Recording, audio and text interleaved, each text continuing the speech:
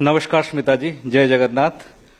OTV के इस annual conclave में आपका स्वागत है। First of all, it's a proud privilege to share stage with my super senior from the same institute I had studied in institute of mass communication. 2 बजे के लिए आपको शुक्रिया अदा करना चाहेंगे। पहली बात तो ये ANI जैसे सक्सेसफुल देश के सबसे बड़े मीडिया एजेंसी को चलाने के लिए, जिसकी जरिए हम भी पूरे हमारे व्यूअर्स को देश और दुनिया में क्या घटना घट रही है दिखाने में सक्षम हो पा रहे हैं। दूसरा ये कि पूरे मीडिया में शोर शराबे के बीच आप ऐसे एक शख्सियत के रूप में उभर के आई हैं। और मैं कुछ ही समय पहले देख रहा था, आपका आज 382nd पॉडकास्ट आ रहा है। तो you have emerge a different voice in media, जिसके लिए हम भी आपके फैन हैं। Coming to the subject, media's role in India's development journey, ये विकास यात्रा में जिस साल हम बात कर रहे हैं विकसित भारत, विकसित ओडिशा में, इसमें मीडिया खास करके ओटीवी जैसे रीजनल मीडिया के रोल को आप किस तरह से देखते हैं? धन्यवाद।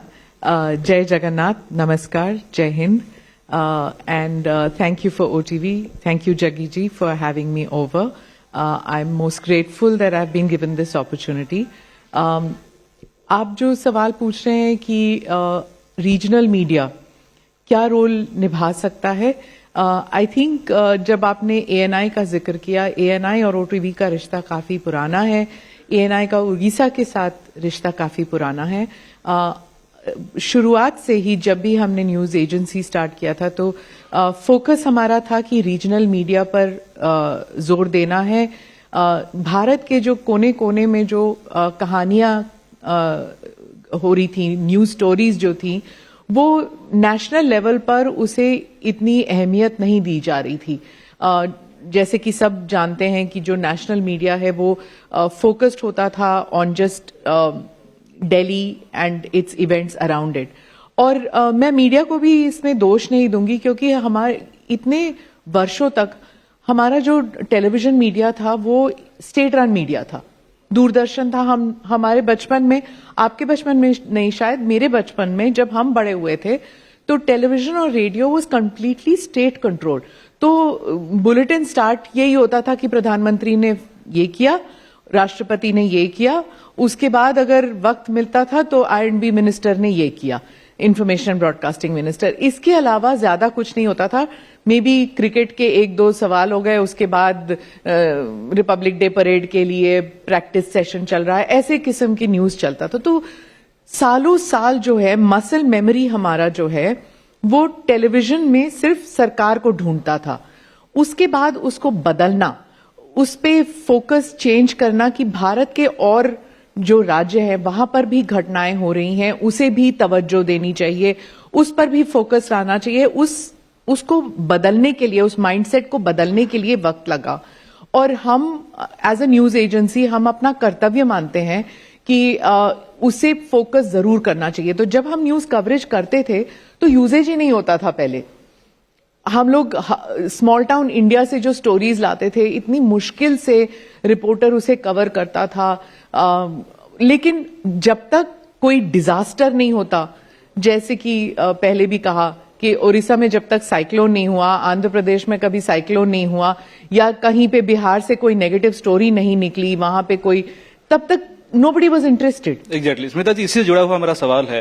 हमेशा ये एक एलिगेशन दिया जाता है कि मीडिया हमेशा जो खराब घटना है वही दिखाती है। Every morning you rise up and कहाँ पे क्या क्या घट रही है, कहाँ पे क्राइम हुआ है, कहाँ पे मसाला मिलेगा, हम उसी के पीछे भागते हैं। आप उसे किस नजरिए से देखते हैं? आई थिंक ये हमारी भी गलती है एज व्यूअर्स। मतलब I am now wearing the hat of a viewer. हम लोग जब इंस्टाग्राम देखते हैं या फिर हम टेलीविजन ऑन करते हैं तो हमारे हाथ में वो वेपन है। मैं वेपन कहूंगी उसको, क्योंकि सहूलियत के लिए we have machine which can change channels, और ज्यादातर लोग वही देखते हैं क्योंकि हमारा जो ब्रेन है वो ट्यून्ड है टू सी नेगेटिव न्यूज। तो जब तक डिबेट में शोर शराबा नहीं होता तब तक कोई डिबेट देखा नहीं जाता। सेंसिबल, नॉर्मल, आराम से कोई कॉन्वर्सेशन हो रहा हो तो ज्यादातर उसी के बीच आपका भी 380 से ज्यादा पॉडकास्ट आ गए हैं। जी लेकिन उसके लिए एक अलग व्यूअर है जो चॉइस से वो देखता है, चॉइस से वो सुनता है, क्योंकि हमारे देश में भी है 1.4 बिलियन इंडियंस, तो हर चीज के लिए मार्केट है। लेकिन और व्यूअर जो है वो भी तंग आ चुका है, वो शोर शराबे से तंग आ चुका है। लेकिन लोग, उसके लिए भी एक मार्केट है, आई एम नॉट डिनाइंग इट। मैं भी उन चैनल्स में जाती हूं, मैं भी वहां पे कोशिश करती हूं कि थोड़ा बहुत उसमें कुछ कह सकूं, अपनी बात रख सकूं, but it is very frustrating, क्योंकि जब तक ऊंची ऊंची आवाज में चिल्ला चिल्ला के नहीं बोलते तब तक कोई सुनने को तैयार नहीं है।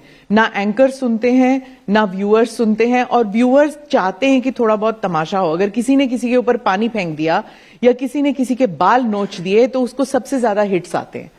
तो अगर व्यूअर ही वो करेगा तो फिर चैनल्स भी वही परोसेगा ना। So it's a vicious cycle.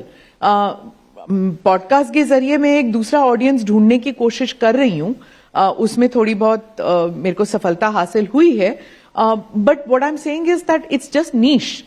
Main stream तो यही है ना। स्मिता जी, इंडिया जैसे डेमोक्रेसी में आप सरकार के बारे में खबर आपको दिखानी ही पड़ेगी, तो उसमें कंस्ट्रक्टिव जर्नलिज्म कैसे हो सकता है? क्योंकि आप अगर वॉइसलेस के वॉइस बनोगे या कोई पॉलिसी के बारे में, कोई स्कीम के बारे में खामियां बताओगे तो लोग बोल रहे हैं कि you are undermining the public trust. आप उस हद तक जा रहे हो, तो उसमें आप बैलेंस एक्ट कैसे प्ले कर सकते हो? हाँ, ये टाइट रोप वॉक है। मैं आई क्वाइट अंडरस्टैंड कि जरूरी है टू शो कि हमारे सोसाइटी में क्या, what are the ills of society, क्या क्या खामियां हैं, हमें क्या सही करना चाहिए। लेकिन इन सब में क्या होता है कि जो सही चीज हो रही है उस पर हम बिल्कुल नजर नहीं डालते, because good news is boring. You know, हम लोग अब आदी हो गए हैं कि हमारी सड़कें बड़ी होंगी, हम आदी हो गए हैं कि हम फोन लेके पे करेंगे और इमीडिएटली पेमेंट हो जाएगी, कैश ले जाने की जरूरत नहीं होती। हम लोग इस सब का we got used to it. So once you get used to it, you think ये अपने आप ही हो जाना चाहिए। I know so many people who say कि उफ, आजकल तो going to airline, going to the airport ऐसे लगता है जैसे कोई बस टर्मिनल है, जैसे कोई ट्रेन में जाना है। इट इज रेलवे स्टेशन के जैसे गंदा हो गया है। हाँ, why? Because the poor are able to travel ना। हम लोग ये भूल गए हैं कि वो भी इंसान है, वो भी हिंदुस्तानी है, उनको भी उतना ही हक है एयर ट्रैवल करने का जितना कि हमको है। So the democratisation of these services is a plus and a minus point. Minus point ये है कि हाँ, सफाई नहीं हो पा रही है क्योंकि इतने लोग उसी फैसिलिटी को यूज कर रहे हैं। लेकिन आई एम सो प्राउड कि वो भी इस्तेमाल हो रहा है, वो भी हो रहा है कि people with hawai chappal are also flying in the planes. तो एक टाइटरोप वॉक है, एक चैनल के लिए, एक न्यूज़पेपर के लिए, एक वेबसाइट के लिए, for a multimedia news channel, for a news reporter, कि वो किस चीज पर फोकस करे। अभी अर्नब कह रहे थे कि जब रेप हुआ था टीवी चैनल्स का एक साइलेंस था। अब उसे आप देख सकते हैं कि मे बी पॉलिटिकल प्रेशर था कि उसको इतना नहीं बढ़ा चढ़ा के दिखाया। There are also people who feel कि आप अगर उसी स्टोरी को बार बार दिखाएंगे तो जो हमारे दुश्मन मुल्क हैं उसको और बढ़ा चढ़ा के विश्व भर में फैलाएंगे that India is the rape capital of the world. बार बार, I am not saying don't cover it, but somewhere we have to think कि जब हमारी ये रिस्पॉन्सिबिलिटी भी बनती है कि हम as a news channel, as a news reporter, as a news editor, अगर हम कंटिन्यूअसली यही बोलेंगे that rapes are happening, this is the rape capital of the country, this is the rape capital of the world, अगर हम ही बोलेंगे उसी चीज को हमारे दुश्मन मुल्क उसको और बढ़ा चढ़ा के, और उससे पता है कितना सारा एफडीआई इफेक्ट हो जाता है, जो निवेश करते हैं भारत में वो इफेक्ट हो जाता है। जो हमारे जो डिप्लोमेट्स हैं जब बाहर मुल्क जाते हैं पहली बात यही उनसे पूछा जाता है। आई am not saying don't cover it, but somewhere हमारी ये रिस्पॉन्सिबिलिटी भी बनती है कि हम दोनों चीजें करें। स्मिता जी, आपको नहीं लगता कि इस टीआरपी के भागदौड़ के बीच में कई सारे सक्सेस स्टोरीज हम मिस कर रहे हैं? वो सक्सेस स्टोरी जो मोदी जी मन की बात के जरिए सामने आ रहे हैं, लेकिन मीडिया कई बार उन्हें मिस कर लेता है। तो इस बारे में आप क्या बोलेंगे और ANI इसमें क्या अहम रोल प्ले करेगी? तो हमारे लिए फॉर्चुनेटली इतना प्रेशर नहीं है टीआरपी का, क्योंकि we are not a news channel in the sense of a traditional broadcast news channel. हम नेट पे जरूर हैं, we are a multimedia news channel, but we are not so much as a broadcast channel. तो हमारे ऊपर इतना दबाव नहीं है. लेकिन सभी चैनल, देश के और विश्व के ज्यादातर चैनल ANI के सब्सक्राइबर हैं. तो I understand the pressures that they are under. वो मेरे सब्सक्राइबर हैं, इसलिए मुझे वो प्रोवाइड करना पड़ता है जो उन्हें चाहिए. तो कुछ चैनल्स ऐसे हैं जो चाहते हैं कि चटपटा न्यूज हो, तो हम एंटरटेनमेंट भी करेंगे. कुछ चाहते हैं डेवलपमेंट न्यूज हो, हम वो भी कवर करेंगे. कुछ चाहते हैं कि नेगेटिव न्यूज ही हो, वो भी हम कवर करेंगे. उसके बाद चैनल्स पर भरोसा है. प्रधानमंत्री ऑब्वियसली उनका दायित्व है कि वो इंडिया का पॉजिटिव न्यूज प्रोजेक्ट करें और जो नेगेटिविटी देश में हो रहा है उसे वो सुधारें. राइट? तो उनका दायित्व है कि हम हमेशा पॉजिटिविटी को प्रोजेक्ट करें. वो चाहेंगे कि भारत हमेशा ये करे. लेकिन media is in the private sector hands. यहां पर profit and loss is also a big criterion. तो टीआरपी पर जरूर फोकस करना पड़ेगा, क्योंकि अगर प्रॉफिटेबिलिटी नहीं है तो न्यूज चैनल कैसे चलेगा? आफ्टर ऑल जो न्यूज बनाते हैं, जो न्यूज चैनल्स हैं, उन्हें सैलरीज भी तो देनी है. तो थोड़ा बहुत we can have a little bit of objectivity, we can have that desire that we always work for the country. जगह पर बोला था, I was just watching your interview somewhere, जिसमें आपने कहा तो sustain commercially you have to do government stories. Of course. नहीं, एक minute. Government stories is not for sustainability. Government is policies and programmes putting into action. Opposition is not going to put into action policies and programmes. वो तो सरकार करती है. तो हर channel और हर news organisation सरकार पे ज्यादा फोकस करेगी, क्योंकि सरकार रोड्स बना रही है, सरकार एयरपोर्ट्स बना रही है, सरकार वैक्सीनेशंस कर रही है. ऑपोजिशन तो नहीं कर रही. लेकिन स्मिता जी, इसमें एक ये अभी डिबेट चल रहा है, आप सरकार के बारे में ज्यादा बोलोगे, सरकार के समर्थन में, तो लोग आपको गोदी मीडिया, अंधभक्त बोल लेते हैं. खिलाफ बोलोगे तो आप हो गए देशद्रोही. तो इसके बारे में आपका क्या विचार है और इसमें आप कैसे बैलेंस करके चल सकते हैं? तो अगर आप लेबल से डरते हैं तो फिर पत्रकार ना बने. पत्रकारिता में तो हमें, जो लोग हमें गोदी मीडिया कहते हैं, कुछ लोग, You mean to say we have to take one side? No, you don't have to. What I'm trying to say is that these are labels which have always come. हमें न्यूज ट्रेडर बोलते थे ना मोदी जी पहले. ठीक है, जब वो opposition में थे तो उन्होंने भी हम पर लालछन लगाए.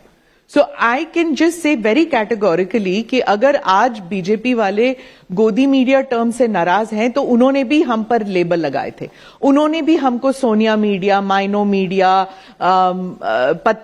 News traders and horrible term called presstitutes, ये बीजेपी के समर्थक ने हमें लेबल लगाया था. और अब कांग्रेस जो अब ऑपोजिशन में है वो लेबल लगाती है. अगर हम लेबल से इतना डरें तो फिर पत्रकारिता में ना आए. So how do deal with it? क्योंकि ये कहा जाता है कि ANI थोड़ा बीजेपी टिल्टेड है, थोड़ा मोदी टिल्टेड है.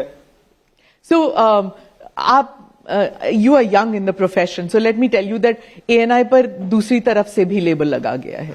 So it's not as if आजकल 11 साल हो गए बीजेपी को, इसलिए आपको ऐसे लगता है ANI is BJP tilted या NDTV is BJP tilted. NDTV पर भी लगा जाता था, तो सब पर लगा जाता है. And you know it doesn't matter, we have to do what we have to do. अगर सारा दिन मैं यही लगी रहूंगी कि लोग स्मिता जी, मेरे बारे में क्या लगाता कहते कौन हैं, है तो ये मेरे से आरोप? काम नहीं लगाता होगा. कौन है? ये मीडिया के अंदर से ही आता है या क्या आप हाँ, ऑब्जर्व तो करते हैं? मीडिया के अंदर से आता है. मैं इतना वक्त नहीं है जिंदगी में कि मैं फोकस करती जाऊं कि कौन मेरे को ऐसे कर रहा है, क्या मेरा कंपेटिटर है, कि क्या कोई पॉलिटिकल पार्टी है.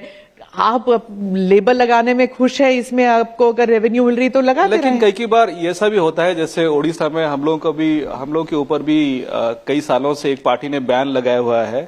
तो ये बैन कई कबार चैनल के ऊपर लग जाता है, कई कबार पर्टिकुलर एंकर्स के ऊपर लग जाता है. तो इससे आप क्या मानते हैं, दोष कहां पे है? अगर कोई बैन लगाता है, कोई पॉलिटिकल पार्टी बैन लगाता है, as a media professional I feel कि वो they are losing out on one platform, two platforms by doing it.